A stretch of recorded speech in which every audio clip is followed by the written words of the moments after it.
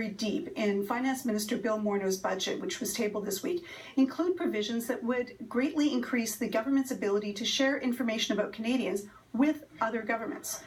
Currently, for example, the Canada Revenue Agency can share some information about people's taxes and their tax returns with other governments, but only in cases of suspected tax evasion. Under what the government is proposing, that would be expanded and could also apply to officials in another country who are investigating things like money laundering or drug trafficking or terrorism.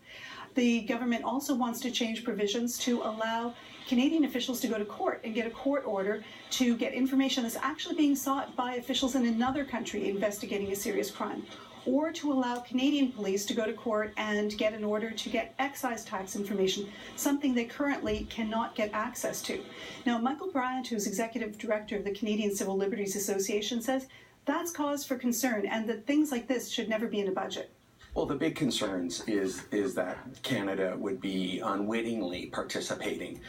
in a star chamber investigation and prosecution of somebody in another jurisdiction,